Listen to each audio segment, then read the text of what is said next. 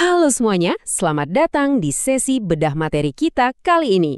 Hari ini kita bakal ngobrolin sesuatu yang jujur aja jadi pondasi dari hampir semua kebijakan medis dan sosial di sekitar kita. Riset kesehatan masyarakat. Ini bukan sekedar ngutak-ngatik angka di lab ya, kita ngomongin nyawa manusia. Kalau risetnya bener, dampaknya bisa nyelamatin banyak orang. Tapi kalau dikerjakan asal-asalan, apalagi tanpa integritas, wah, efeknya bisa fatal banget buat masyarakat. Jadi, yuk kita bongkar bareng-bareng cetak biru seorang peneliti. Gimana sih cara ngebangun riset yang solid, berintegritas, dan pastinya bisa dipercaya sama publik? Nihil de nobis sine nobis. Pernah dengar? Artinya kurang lebih, tidak ada sesuatu tentang kami tanpa keterlibatan kami. Moto Latin ini benar-benar ngena banget. Ini semacam pengingat keras buat kita semua kalau riset kesehatan masyarakat itu bukan sesuatu yang kita lakukan secara sepihak ke masyarakat, tapi sebuah kemitraan bersama masyarakat. Etika riset itu pada dasarnya adalah tanggung jawab sosial teman-teman. Kita nggak cuma ngejar data buat nambah gelar kan? Kita punya kewajiban moral untuk ngelindungin publik dan mastiin suara mereka itu selalu didengar dan dilibatkan. Nah, biar riset kita tetap on track, ini peta jalan kita buat hari ini. Kita bakal mulai dari fondasi etika riset, lanjut ke gimana caranya ngehindarin jebakan pelanggaran akademik, terus kita bakal bahas konsep seru tentang metafora pelangi dalam nyusun teori, dan ditutup dengan ngebahas gaya sitasi, khususnya apa lawan ama atau format Vancouver, singkat, padat, dan pastinya aplikatif. Oke, langsung aja kita masuk ke bagian pertama. Kita mulai dari akar masalahnya. Fondasi moral dari etika riset kesehatan masyarakat. Tahukah kalian kalau etika kesehatan masyarakat itu sebenarnya hasil evolusi dari etika medis? Tapi ada satu perbedaan besar. Kalau etika medis tradisional itu fokusnya ngelindungin dan nyembuhin satu pasien per satu waktu, nah kesehatan masyarakat punya tanggung jawab yang jauh lebih raksasa, ngelindungin seluruh populasi. Sebagai peneliti, kita ini punya kewajiban moral dan profesional buat nyari pengetahuan secara transparan dan jujur. Jadi, kita bukan cuma sekedar nyari fakta ya, tapi kita benar-benar bertindak sebagai pelindung dari komunitas yang lagi kita teliti. Nah, karena tanggung jawabnya besar, kita harus tahu apa aja yang nggak boleh dilakukan. Di bagian kedua ini, kita bakal bahas 3 jebakan fatal pelanggaran akademik yang bisa ngerusak basis pengetahuan ilmiah kita. Jangan sampai terjebak di sini ya. Jebakan pertama, dan mungkin yang paling parah, fabrikasi.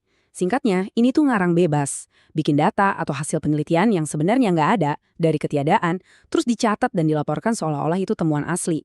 Teman-teman, ini pelanggaran yang super fatal. Ngarang hasil itu sama aja ngancurin langsung kebenaran dan kredibilitas sains itu sendiri. Coba bayangin deh, gimana jadinya kalau kebijakan distribusi vaksin didasarkan dari data efektivitas yang 100% karangan? Itu benar-benar bisa ngancam nyawa jutaan orang kan? Terus, pelanggaran kedua itu falsifikasi. Kalau fabrikasi itu nyiptain data palsu dari nol, falsifikasi ini jatuhnya lebih ke manipulasi. Entah itu ngotak-ngatik alat risetnya, atau dengan sengaja nyembunyiin sebagian data biar hasil akhirnya sesuai sama apa yang jadi ekspektasi kita. Poin krusialnya di sini, biarpun kalian cuma sedikit aja memoles data biar kelihatan lebih cantik, atau demi ngedukung hipotesis kalian, itu udah termasuk kebohongan akademik yang serius banget. Riset kalian jadi representasi yang nggak lagi akurat dari realitas. Dan yang ketiga, ini sering banget kejadian, plagiarisme. Intinya sih pencurian properti intelektual.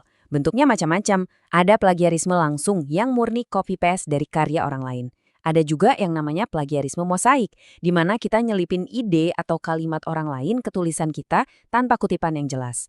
Dan ingat loh, sekedar memparafrasekan tanpa ngasih kredit itu juga dihitung plagiarisme. Mengambil ide, proses, atau hasil tanpa pengakuan itu murni pelanggaran etika. Jadi ngehindarin segala bentuk pencurian ini adalah syarat mutlak buat integritas kita sebagai peneliti. Selain 3 hal tadi, ada beberapa pengamanan etis lain yang perlu kita perhatikan. Pertama, jangan pernah mendaur ulang data yang sama jadi banyak artikel cuma demi banyak-banyakan publikasi. Ini biasa disebut publikasi ganda atau sepotong-sepotong. Terus, privasi itu harga mati. Jangan pernah ngebocorin informasi yang bisa mengidentifikasi atau ngebahayain partisipan kalian. Dan yang gak kalah penting, kalian harus berani jujur buat ngelaporin temuan riset, biarpun hasilnya negatif atau malah bertolak belakang sama hipotesis awal kalian. Nahan-nahan hasil penting cuma karena nggak sesuai ekspektasi, itu benar-benar tindakan yang nggak transparan. Oke, sekarang kita beralih ke sesuatu yang lebih visual di bagian ketiga. Kita bakal ngomongin arsitektur perancangan studi pakai sebuah analogi yang gampang banget diingat, metafora pelangi. Kalau ngomongin desain riset, Kita pasti nggak asing sama buku Research Design karyanya John W. Creswell. Buku ini udah jadi rujukan luar biasa di tingkat global. Creswell ngasih kita panduan terstruktur yang berfungsi persis kayak cetak biru buat para peneliti. Di situ dijelasin gimana caranya ngehubungin variabel-variabel dalam studi kita supaya jadi satu teori yang kokoh dan masuk akal. Nah, dari literatur Creswell ini, ada satu pertanyaan krusial yang mendasari semuanya. Kita sebut saja pertanyaan pelangi. Pertanyaannya gini, apa sih yang ngejelasin kenapa variabel independen mempengaruhi variabel dependen? Waktu kalian merancang studi, pertanyaan ini wajib banget kalian tanyakan langsung ke diri sendiri. Ini bakal ngebantu banget buat memvisualisasikan mekanisme inti dari penelitian yang lagi kalian jalanin.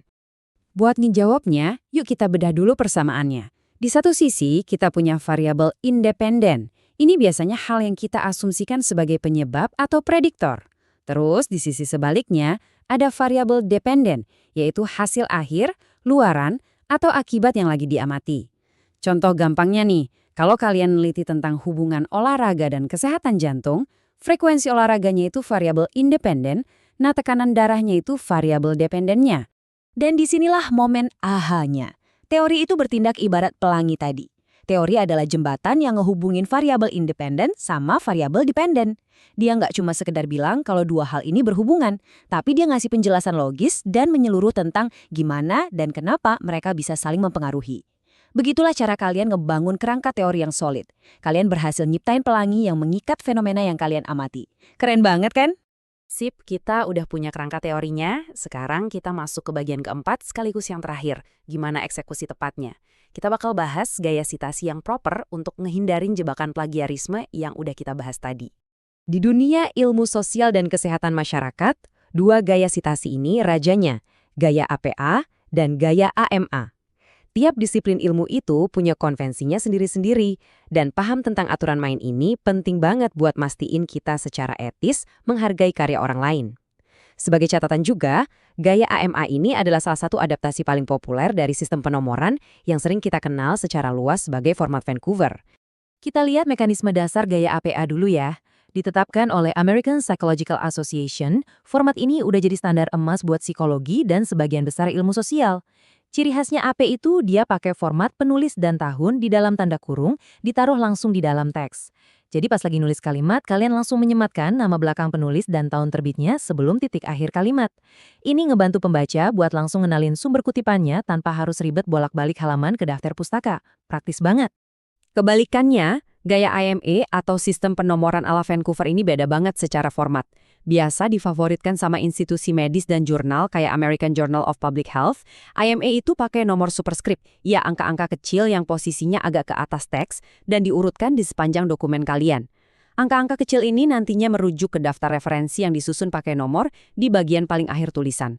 Gaya ini bikin teks kalian berasa jauh lebih mengalir dan efisien karena nggak diganggu sama nama dan tahun yang panjang di tengah-tengah argumen ilmiah kalian. Nah, ini ada tips pro buat kalian. Wajib banget pakai perangkat lunak manajemen sitasi. Ngatur ratusan referensi secara manual itu capeknya minta ampun dan rawan banget salah. Pakai aplikasi, referensi kalian nggak cuma tersimpan rapi, tapi bisa otomatis ngebantu masukin kutipan dan nyusun daftar pustaka. Yang paling asik, kalian bisa ubah format seluruh dokumen dari APA ke AMA atau sebaliknya cuma dengan beberapa klik aja.